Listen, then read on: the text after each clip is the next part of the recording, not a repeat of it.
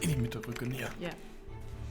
Welcome to a new episode of Plots We Have at Home, where we come up with the most unhinged story prompts this side of the Atlantic and make ChatGPT do the hard work and make sense of it. Or not. We read the stories out loud for you, and it's always the first time for both of us hearing them, so you get our unfiltered reactions. I'm John, And I'm Danny. and let's get right to our first story of the day. And today's topic is... Suburbia. Okay. We'll get right into it, and here's our first story of today, with no title apparently. How it goes. Okay. I'll just start, I guess. The suburban street. Yes. The one. Okay. Wow, great start. It's Suburban Street.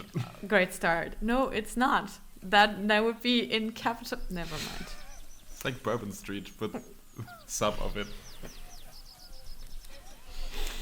Yeah, we didn't even get started. Whatever. Okay. The suburban street buzzed with excitement as the neighbors gathered for a barbecue welcoming their newest resident, Madonna.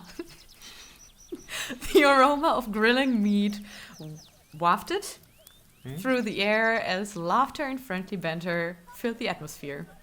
Madonna, clad in a stylish apron, greeted everyone with a warm smile. Chidi Anagoye was busy setting up the grill, sharing his philosophical thoughts on the perfect grilling temperature. Okay. Very philosophical. Yeah. Boris Becker with a tennis racket in hand. He didn't have a tennis racket in his hand for years. Yeah, but he always gets it out for social events. He's that kind of guy. Yeah, of course he is.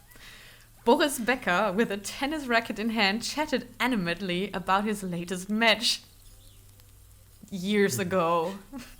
Guess we don't have a time frame, so... That's fair. Kylo Ren, surprisingly in casual attire, attempted small talk about the weather. And Hamish, with a drink in hand, observed the gathering with a sly grin. I'm pretty sure it has a last name. Or whatever. As the afternoon sun painted the sky with hues of orange, the group engaged in casual conversations. Madonna sang snippets of her famous hits. Chidi shared snippets of his chili-making process. Boris boasted about his tennis prowess. Kylo Ren spoke of his gardening hobby. And Hamish cracked jokes with a cynical charm. The gardening hobby. Okay. Sure thing. Amidst the laughter and camaraderie, subtle glances and exchanged words hinted at the underlying secrets. What? Chidi eyed Madonna with suspicion, convinced there was more to her than meets the eye. Apparently, yes. Boris and Kylo exchanged knowing glances, their hidden connection lingering in the air. Hamish, the puppet master, suddenly controlled the dynamics with a veiled threat.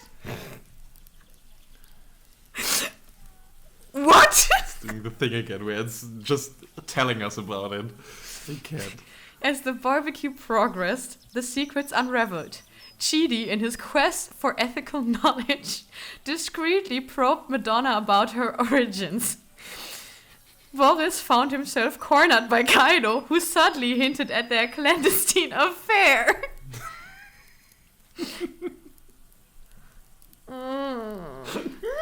Madonna, in turn, sensed the brewing tension and glanced at Hamish, realizing he had the key to someone else's hidden truth. The atmosphere thickened with tension, and just as the secrets neared exposure, a mishap occurred. The grill, under Chidi's meticulous care, burst into flames, sending everyone into a chaotic frenzy. Amidst the chaos, Hamish seized the opportunity to discreetly convey a message to Madonna, subtly reminding her of the leverage he held. As the flames were extinguished, the facade of friendliness resumed, but the secrets simmered beneath the surface. The barbecue party continued with laughter and music, but the suburban street harbored mysteries that only time and subtle investigations would reveal. Yeah. That was kind of disappointing. I'm not gonna lie. Yeah, I'm I don't know shit. I don't know anything that is happening here other than that they're having a barbecue party. Yeah. And apparently, okay, I know that Boris Becker and Kylo Ren apparently have an affair, which is very unsettling. But yeah. Yeah, I think I might have like overdone it this time.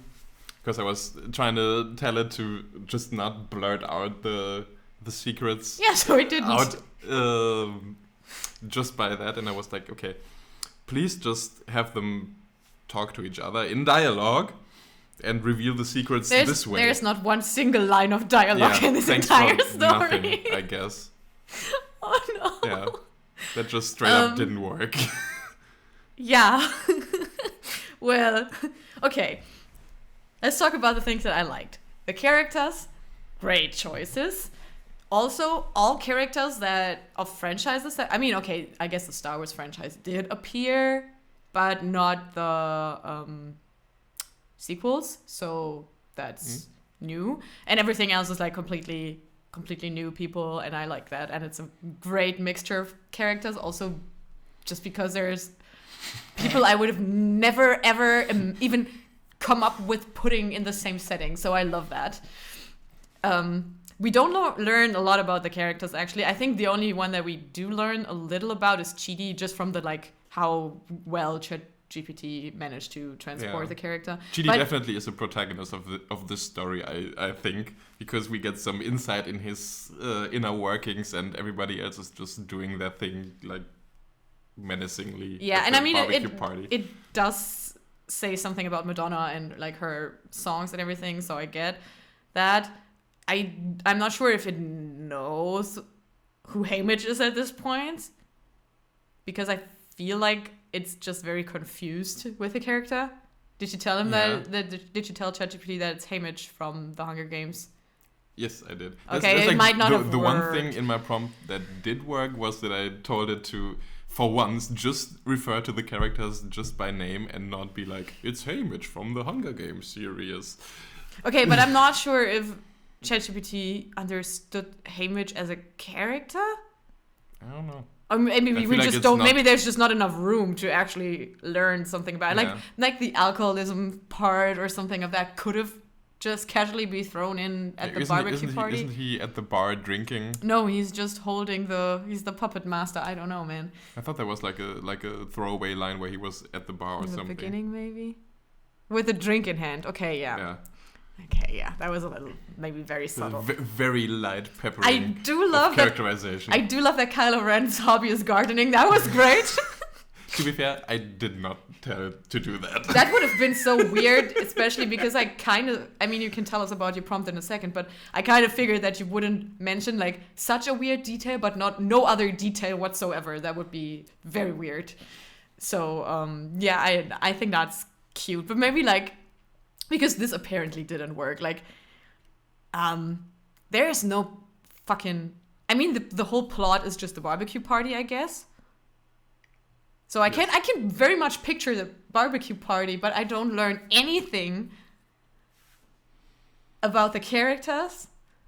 So I feel like this could have been like this would be a great start, and now I want to know what happens. And now the story needs to begin. Yeah, kind of like that. Yeah. But maybe tell us what you were trying to do here.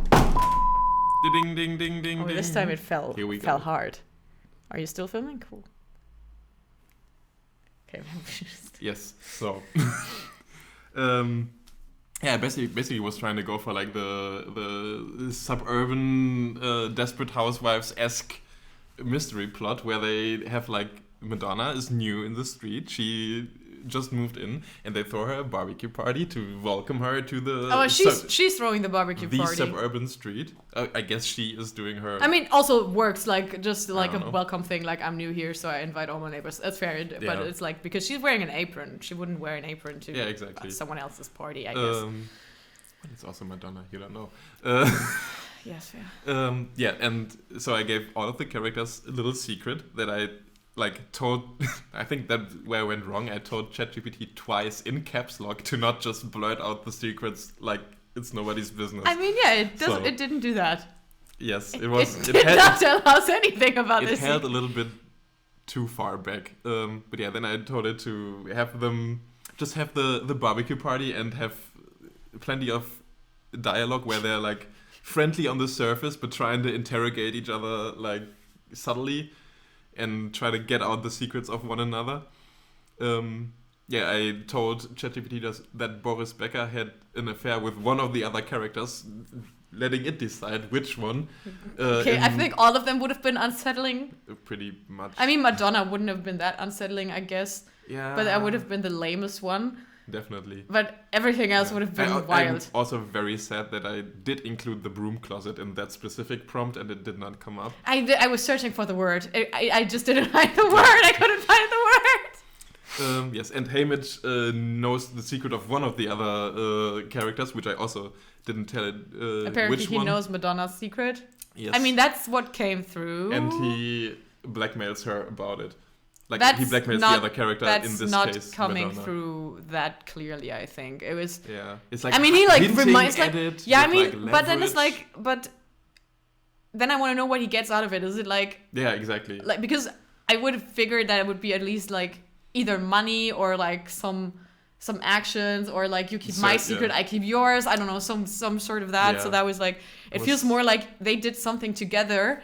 And he's like the mastermind behind it. And he's like, you can't fucking tell because you're going down with me. Yeah. That was the vibe that I got from it. Not really what I was going for. Can you tell us the secrets? Because now I'm very curious and this left me frustrated as hell. Yes, of course. Number one, of course, Boris Becker's affair with Kylo Ren. Okay, I mean, we learned about broom closet. We learned about the affair. That's okay. Number two, that Kylo Ren is a warmongering dictator with anger issues. Just trying to hide that part of him, which I guess he does by gardening. Apparently, yes. It's very much so. Yes, Madonna, of course, is number three. She's a reptilioid from the core of the earth. I think maybe you went too far with those secrets. Maybe ChatGPT was just very... I don't know. I feel like that's very, workable. I mean, yes, but then again, what? Also great that Hamish knows that. Right? And doesn't do anything with it. I mean, I don't know. We don't know how dangerous reptilioids are. Yeah, that's what... But then again, why wouldn't she just kill him? I don't know. Maybe she doesn't want to, fan the fire. Who else we got? Chidi's secret is, of course, his very secret chili recipe. If you know, you know. Yes, I mean, okay. But isn't he telling them about his chili? No, he's only giving, bits about his process of doing the chili. Mm-hmm, he's, hinting at it. But it's also one of the, least unsettling secrets, I guess. I just love the range of secrets from... we have an affair, which is, a very... box standard secret. Standard. Then there's this I have a secret recipe that I'm not going to share. And then there's this I'm a reptilioid from the core of the earth person. Of course. And who else Hamish. Do we have? What did I tell that Hamish did, actually? I almost forgot about it. Oh, no, his whole thing is that he just knows the secret and is blackmailing them. I guess the secret is that he's blackmailing somebody else. Yeah, okay. So, yeah. Yeah. With all the caps lock in my prompt. I don't know. It's just don't fucking do this. Okay. Shut up. Don't tell. I guess that ChatGPT was maybe a little offended. Yeah. And he was like, okay, here, I give you 3 paragraphs to live with this. What do we learn from that? Always be friendly, people. Never yell at ChatGPT. I'm slowly trying to figure out the right amount of yelling I can do with it. But yeah, that's basically the whole story. And I also told ChatGPT that there should be one accident during the barbecue party. That's fair. That stokes more suspicion, but I guess the grill just burst into flame, and that was it. Yeah, nobody did anything about it either. I mean, I think they it got extinguished, but we don't know who, why, what. Yeah, and also nobody was confused about how it even happened. Yeah. Like, was this an accident? Was this like someone like messing with the grill? Yeah. Yeah, it was. I'll give it like a 3 out of 10. Actually, it was. I mean, that's generous. I feel like because the characters were great. I love the gardening thingy. that was fucking funny, and we did get. You can't even take credit for the gardening. But I'm not. I mean, I'm not rating your prompt. I'm just rating the story. I know. But yeah, it's just urging me that it didn't do the stuff that I wanted. Also, it could do. have been really funny. I see, like always like falling so short. I of hate its it potential. so much when it just skips all the banter between the characters and just especially when there's like everything no from a fucking bird's eye view. No fucking dialogue at all. Like not one single line of dialogue. Yeah, like I was close to just scrapping it halfway through and be like, okay, let me just rewrite the prompt and let's do it again. I could feel that.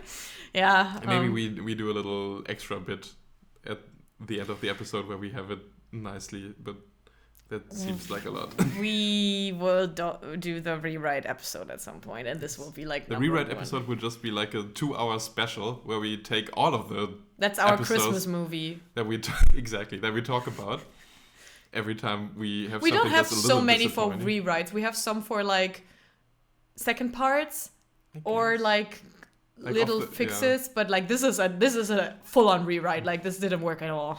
Yeah, like the ChatGPT gave us a prompt now, I guess. Yeah, it kind of feels like that. So yeah, generally underwhelming. Should we just move on? It's probably for the best. Okay. Let's go to the let's move out of this street and move over there. And okay, hat auf den Titel.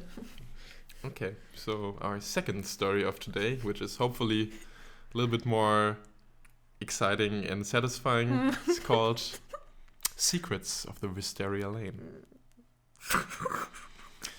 Diego, Manny, and Sid found themselves settling into a cozy house on Wisteria Lane, a street known for its secrets and dramas. Dramas, plural, okay. Little did they know, their arrival would stir up quite the buzz among curious neighbors. As they unloaded their belongings, Manny chuckled. This place feels like a new ice age, just with more gossip. What? What is that even supposed to mean? Diego smirked. Let's hope we don't end up frozen out the neighborhood. What? Sid, munching on a muffin, nodded absent-mindedly. These are delicious. I wonder who made them. What? Unbeknownst to them, Brie Vandekamp, the queen of domestic perfection, had baked the muffins and was watching from her window, eager to uncover their secrets. Okay. The next day, Brie approached their doorstep with a plate of freshly baked muffins. Again, I suppose. I mean... Good morning, neighbors. I'm Brie Vandekamp. Welcome to Wisteria Lane. Manny grinned, accepting the muffins. Thanks, Brie. These look amazing. Time out. There's a mammoth in the door. Nobody fucking cares. What kind of door are we talking about here? Oh well. Bree smiled sweetly. I hope you enjoy them. If you ever need anything, don't hesitate to ask. After Bree left, Manny turned to Diego and Sid. She's nice, but I have a feeling she's not just being neighborly. Diego nodded. We'll have to be careful. Wisteria Lane isn't known for its lack of drama. So that was like advertised and you went there because of it? They needed to find a house where the fucking mammoth could live. I don't know, man. You don't have that many choices, I guess. It's a very limited pool of housing to choose out of. Meanwhile, Chuck Bass, the charming and conniving neighbor from across the street, had his own plans to uncover the trio's secret. Hello, gentlemen. I'm Chuck Bass, he said, approaching them with a confident smile. Manny raised an eyebrow. Chuck Bass? That sounds like a made-up name. Chuck chuckled. Oh, God. It's real, I assure you. How about we grab some drinks tonight? My treat. Sid's eyes lit up. Drinks? Count us in! Later that evening, Manny, Sid, and Chuck sat at a bar Drinks in hand. Diego wasn't invited, I guess. Drinks in hand. Gotta let that sit for a bit. Chuck leaned in. So, what's the story? You guys seem different. Manny shrugged, taking a sip. Just a trio trying to make it in this crazy world. Chuck narrowed his eyes, trying to read between the lines, but Manny's nonchalant demeanor left him puzzled. The conversation turned into a drinking contest, and to Chuck's surprise, Manny outdrank him effortlessly, leaving Chuck shoeless and defeated. However, he got surprised by being outdrank by like a 10-ton mammoth. My man really needs to check his ego. I mean, do you know Chuck Bass? Fair, but also, like, he's not that dumb, is he? No, actually not. Meanwhile, the neighbors, growing more suspicious, decided to enlist the help of Bobby Burke, the interior design expert from Queer Eye, to gather information. Because he's also a double agent. Bobby spent hours in the trio's house, meticulously rearranging furniture and adding finishing touches. As he worked, he couldn't shake the feeling that something was amiss. Finally, one evening, Bobby stumbled upon a hidden room and gasped in shock as he discovered a human baby nestled in blankets, cooing softly. Before he could process his discovery, Manny, Sid, and Diego burst into the room, panic in their eyes. "We knew it! You're onto us!" Manny exclaimed, his voice tinged with regret. Diego sighed. "We never meant to deceive anyone. We just wanted to protect the baby." Bobby, stunned, tried to reassure them. "Your secret is safe with me, but you have to understand, the neighbors are worried." With a heavy heart, Manny, Sid, and Diego packed their belongings and disappeared into the night, leaving behind a street full of curious and bewildered neighbors, their secret forever haunting the quiet corners of Wisteria Lane. Curtains fall. Okay, I feel like we have a slightly different issue here. Oh boy. Okay, I mean, first of all, just great mental image to have the three of them move into Wisteria Lane and just casually being part of the neighborhood, chilling in the house, like going out for drinks. Meanwhile, Diego, I guess, is back at home babysitting. Yes, I mean, apparently. No, great stuff. I'm I don't a even know what little to say. confused still. Like, there's plenty of characters like Chuck Bass and Bobby who just like pop up for like a paragraph or two, don't really do anything, and then it just continues. But I guess that's also like part of the suburban lifestyle where you just run into people who don't really affect your life. I don't know. I was kind of scared for a second when I got to the paragraph where Bobby found a human bee, and there was like, do they have a body in their closet? No, it's just the baby that they hide from everyone for no reason, because it's not suspicious if a mammoth, a sloth, like a giant ground sloth, and a saber-toothed cat live in Wisteria Lane, but it would be weird if they had a child together. Or what were looking after one, like the three of them. Because the heteronormative society is being judgmental and... Definitely. That's why... Also, obviously, it's not their baby that one of them had. I don't know how they got it. I feel it just makes it more suspicious if you hide it. If you just walk around with it in a stroller, they'll be like, oh, okay, they adopted a child. That's cute. If you hide it in a hidden room...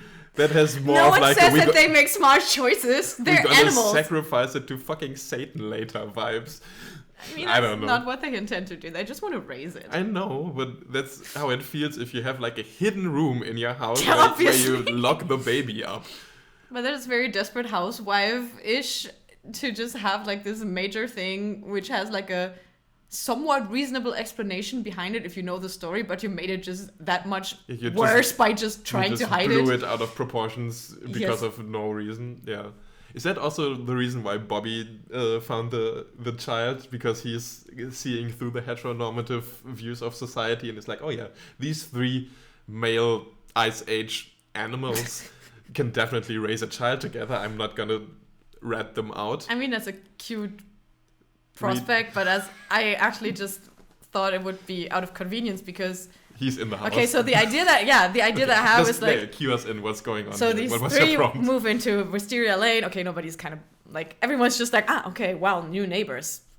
Let's just to be fair, breeze past the Ice Age part, okay? Like whatever.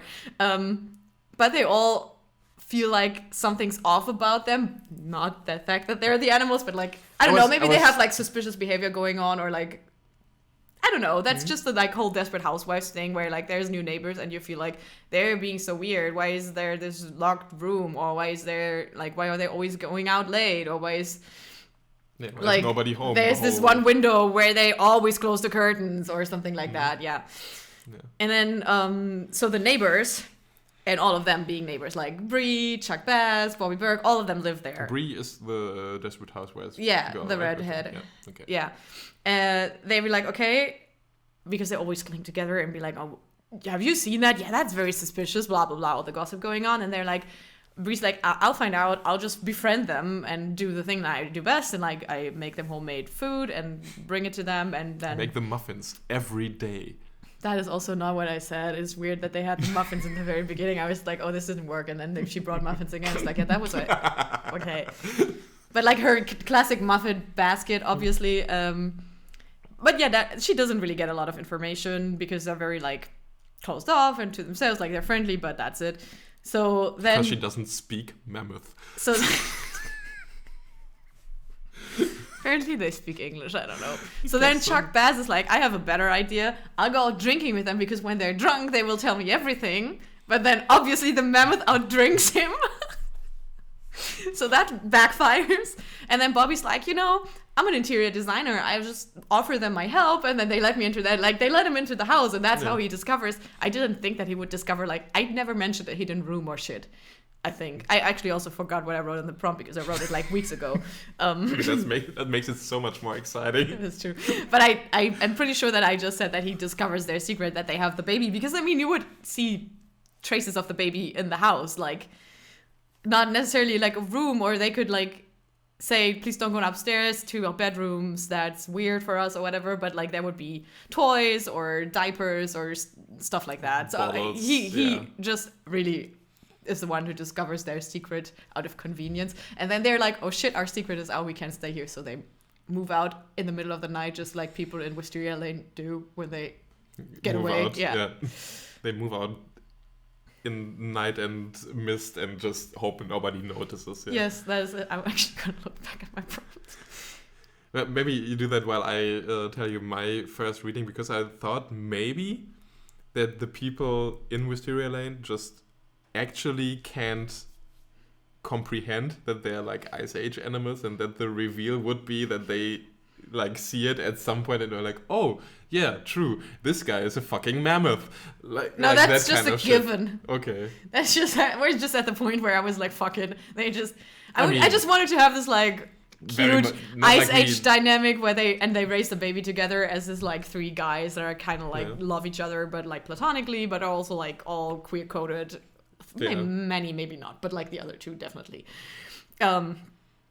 And they have this human child like they have in the first Ice Age movie and all of that. So there's not supposed to be anything weird about it. They didn't like abduct it or steal it or whatever. No, but we all know how they got to get the child. They found it in the water. Yeah. As one does with children. Right? Like Moses. I don't know, man. I skipped school that day.